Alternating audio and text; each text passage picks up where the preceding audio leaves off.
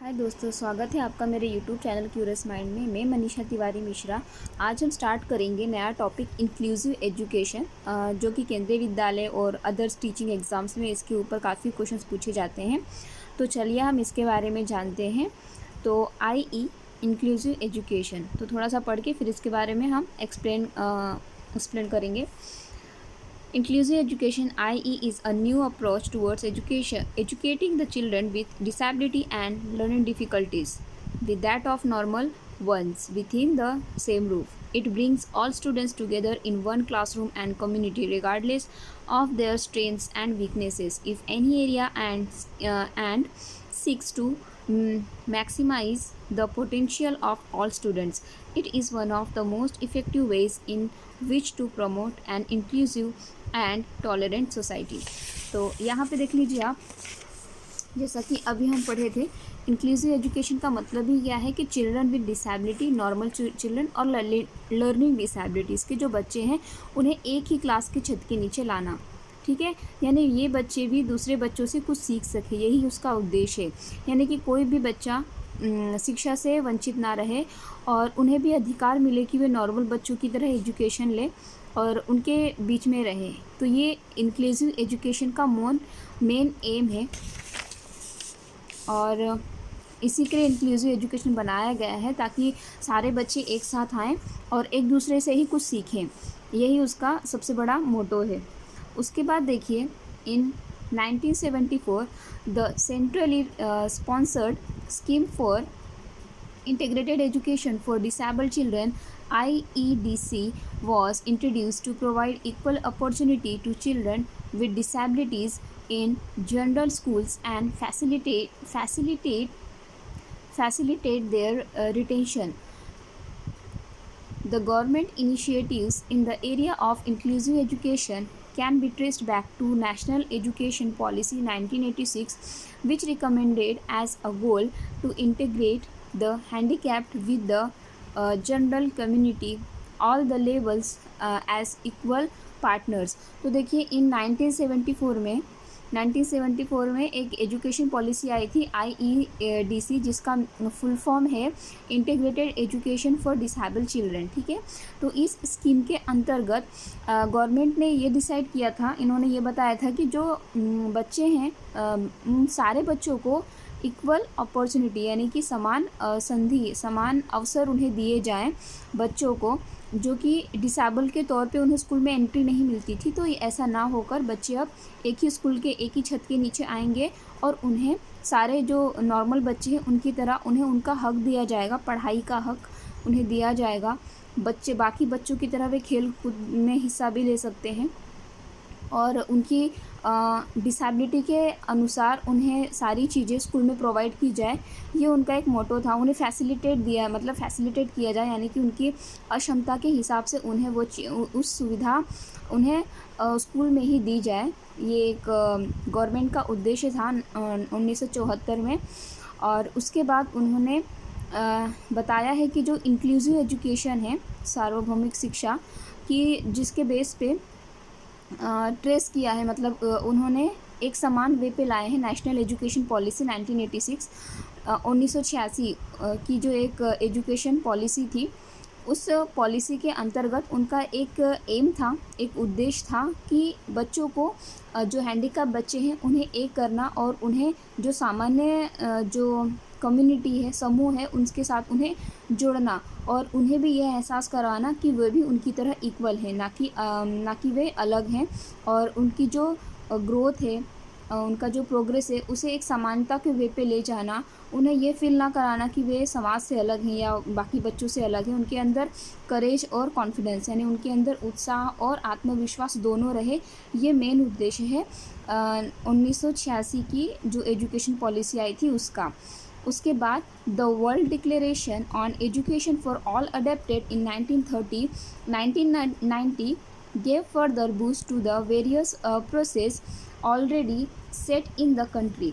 The Rehabilitation Council of India Act 1992 initiated a training program for the development of professionals to respond to the needs of students with disabilities The National Policy for Persons with Disability 2006 which attempts to clarify the framework under।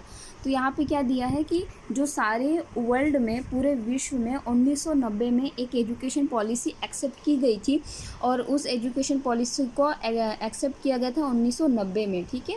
But यही एक education policy जिसने boost किया यानी कि उसने एक प्रोत्साहित निर्माण किए कि जो नई अगली जो हमारी एजुकेशन पॉलिसी होगी वो किस तरह की होगी। तो 1992 में एक rehabilitation council of Indian act था जिसने इस चीज़ को महत्व दिया कि टीचर्स को टीचिंग प्रोग्राम को महत्व दिया कि डिसेबल बच्चों को पढ़ाने के लिए एक स्पेशल टीचर्स होने चाहिए और उसी प्रकार की टीचर्स की ट्रेनिंग को उन्होंने शुरुआत दी थी 1990 में। The national policy for persons with disability यानी 2006 की जो नेशनल पॉलिसी थी उसके अंतर्गत क्या हुआ था, उसके अंतर्गत which the state, civil society and private sector must operate in order to ensure a dignified life for persons with disability and support for their caretakers. Most recent advancement is the right of children for free and compulsory education 2009। तो देखिए 2006 में क्या दिया है national education policy में कि जो government sector है, स्टेट लेवल के सिविल सोसाइटी है, जो पढ़ी लिखी सोसाइटी है, गवर्नमेंट और प्राइवेट, ये दोनों सेक्टर के जो भी मतलब लोग हैं उसका ये मतलब है कि जो असक्षम लोग हैं उन्हें एक अच्छी सुविधाएं दे जिसकी वजह से उनके अंदर तो कॉन्फिडेंस आए ही। उसके बाद जो उनके केयर टेकर होते हैं जो उन्हें ले जाते हैं या फिर उनकी मदद करते हैं, तो ऐसे लोगों की भी रिस्पेक्ट की जाए, उन्हें मदद की जाए कि वे अच्छी तरीके से ट्रांसपोर्ट में वे मदद करें उनकी, या फिर टीचिंग में कभी कुछ हो जाता है प्रॉब्लम तो उसमें टीचर्स मदद करें, या फिर प्राइवेट सेक्टर हो गया। ऐसी कई जगह होती हैं जहाँ पे डिसेबल लोगों के हिसाब से उस बिल्डिंग का स्ट्रक्चर बनाया जाए या फिर उनके हिसाब से सुविधाएं उन्हें प्रोवाइड की जाए जिसकी वजह से उन्हें डिफ़िकल्टीज महसूस ना हो। तो ये 2006 का जो एजुकेशन पॉलिसी थी उसके अंतर्गत ये सारी चीज़ें आती हैं। उसके बाद हम देखेंगे right of children for free and compulsory education 2009। 1909 में जो एक फ्री एंड कंपलसरी मुफ्त की एक शिक्षा हुई थी, मुफ्त और वो सबसे ज़्यादा ज़रूरी है बच्चों के लिए, इस तरह की 2009 में एक शिक्षा नीति आई थी। इस शिक्षा के आयोग में ये बताया गया था which guarantees right to free and compulsory education to all children between ages 6 to 14 for education for a child with disability. The act has to be read in conjunction with chapter 5th of the Persons with Disability Act 1995. Chapter 5th of PWD Act 19 ensures that every child with disability is entitled to a free education up to the age 6 to 18 years. Keeping in view, Government of India had accelerated the new scheme of inclusive education achieve the target of education for all EFA education for all by 2010। तो यहाँ पे क्या हुआ है कि जो education policy है हमारी राइट टू कंपलसरी एजुकेशन, इसमें दिया गया है कि जो नॉर्मल बच्चे हैं उनके लिए फ्री एजुकेशन होगा, मतलब एजुकेशन में कोई फ़ीस नहीं लगेगी, किताब के लिए, यूनिफॉर्म के लिए कोई फ़ीस नहीं लगेगी। तो ये नॉर्मल बच्चों के लिए 6 to 14 है, मतलब फर्स्ट क्लास टू 8 स्टैंडर्ड तक के लिए है। बट एक चैप्टर 5th में ये दिया गया था कि जो डिसेबल हैं, डिसेबिलिटी एक्ट 1905 में PWD एक्ट एक आया था जिसके अंतर्गत ये किया गया था कि जो कंपलसरी एजुकेशन है वो डिसेबल बच्चों के लिए 6 to 18 ईयर्स का होगा और वो बिल्कुल फ्री होगा उनके लिए। और इस हिसाब से गवर्नमेंट ने ये डिसाइड किया था कि जो एजुकेशन फॉर ऑल EFA है उसे पूरा टारगेट हम कब तक पूरा कर लेंगे, 2010 तक, यानी 2010 तक का उन्होंने टारगेट लिया था कि जो इंक्लूसिव एजुकेशन है उसका टारगेट हम 2010 तक पूरा कर पाएंगे। मतलब कि जितने भी बच्चे हैं इंक्लूसिव एजुकेशन के अंतर्गत आते हैं, नॉर्मल स्कूल में उन्हें लाकर उनकी ज़िंदगी के जो अवसर हैं वो अच्छी तरीके से खुले और उन्हें एक अच्छी ज़िंदगी दी जाए, नॉर्मल बच्चों के साथ पढ़ने का उन्हें मौका मिले, उनके साथ रहने का मौका मिले, इस तरह के जो टारगेट्स हैं वो 2010 तक पूरे हो जाएं, ये एक उनका टारगेट था। और उसके बाद देखिए inclusive is an effort to make sure that Diverse learner, those with disabilities, different languages and cultures, different homes and families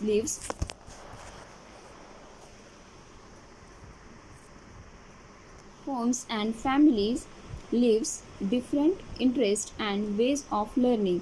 Inclusive education denote that all children, irrespective of their strengths and weaknesses, will be part of the mainstream education. तो inclusive education का सबसे बड़ा महत्व यही है कि जो बच्चे डिसेबल्ड हैं, हैंडीकैप्ड जिसे कह सकते हैं, या डिसेबिलिटी वर्ड यूज़ किया है, और जो बच्चे लैंग्वेज से अलग, उनका कल्चर अलग है, कुछ बच्चों की घर फैमिली अलग है, कुछ बच्चों के अंदर इंटरेस्ट अलग होते हैं, कुछ बच्चों के अंदर लर्निंग की कुछ डिसेबिलिटीज़ होती हैं, इस तरह के सारे बच्चे एक ही छत के नीचे आए और वे उनकी कमज़ोरी और उनकी जो स्ट्रेंथ है, जो उनकी योग्यता है, उससे कुछ सीखें, उनकी कमज़ोरियों से कुछ सीखें, और इसी के हिसाब से हमारा जो एजुकेशन का महत्व है, एजुकेशन का जो मूल्य है, वे एक दूसरे से समझें।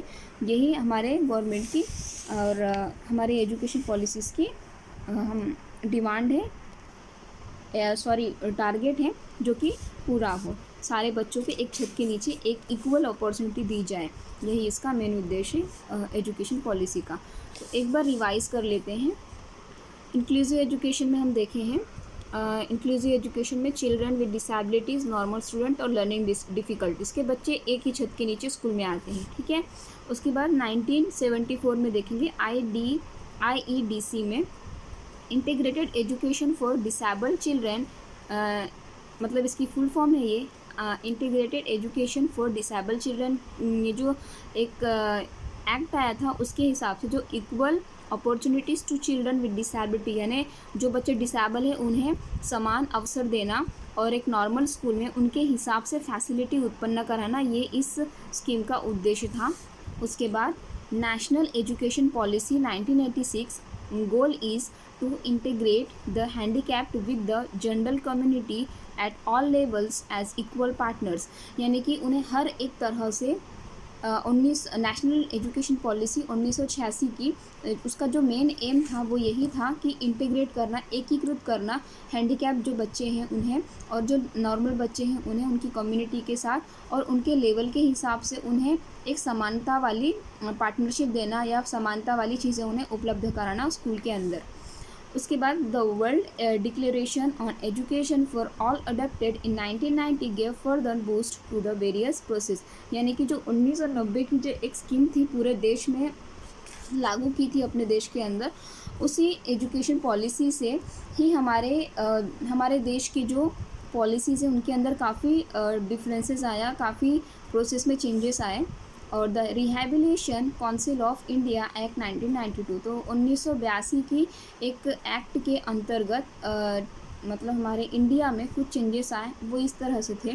Initiated a training program for the development of a professional respond to the needs of students with disability, यानी जो बच्चे डिसेबल हैं उन बच्चों के लिए ट्रेन करना टीचर्स को कि उन्हें किस तरह से पढ़ाया जाए, ये एक्ट 1990 में आया था। उसके बाद the national policy for persons with disability 2006, यानी जो 2006 की जो नेशनल पॉलिसी आई थी उसमें हमने देखा कि जो प्राइवेट सेक्टर है, सिविल सोसाइटी है, यहाँ पर जो भी आप बिल्डिंग बना रहे हैं या कुछ भी कर रहे हैं वहाँ पे आप डिसेबल लोगों के बारे में सोच कर ही उसका स्ट्रक्चर बनाएं ताकि लोगों को डिसेबल लोगों को इससे मदद मिले और जो उनके केयर टेकर है उनकी रिस्पेक्ट हो, ये 2006 के पॉलिसी में बताया गया है। उसके बाद right of children for free and compulsory education 2009, इसके अंतर्गत आप देखेंगे कि जो नॉर्मल बच्चे हैं उन्हें 6 to 8 तक के लिए एजुकेशन फ्री एंड कंपलसरी दिया गया है, बट जो डिसेबल बच्चे हैं उनके लिए 6 to 18 ईयर्स के लिए फ्री एंड कंपलसरी एजुकेशन दिया गया है। उसके बाद देखिए EFA एजुकेशन फॉर ऑल 2010, ठीक है, मतलब इसका टारगेट था 2010 तक, अचीव द टारगेट बाय 2010, यानी कि एजुकेशन पॉलिसी है जो इंक्लूसिव एजुकेशन है उसका जो टारगेट है कि डिफरेंट लेवल के जो बच्चे हैं उनकी लर्निंग डिफ़िकल्टीज़ है और जो बच्चे डिसेबल्ड हैं, नॉर्मल, ये सारे बच्चों के एक छत के नीचे लाकर उनके स्ट्रेंथ के साथ उन्हें पढ़ाना, उनके वीकनेसेस से कुछ बच्चे सीखेंगे, इस हिसाब से जो भी उनका टारगेट है 2010 तक का था जो कि उन्हें पूरा करना था। तो इस तरह से इंक्लूसिव एजुकेशन का ये एक पार्ट एक है और हम इसके बारे में भी और डिटेल में आगे जानेंगे। अगर ये वीडियो अच्छा लगा हो तो दोस्तों के साथ ज़रूर शेयर करें, सब्सक्राइब करें। अगर कुछ लगता है कि इस टॉपिक में और कुछ ऐड होना चाहिए तो कमेंट बॉक्स में ज़रूर लिखें और लाइक करें, शेयर करें। Thank you for watching this video.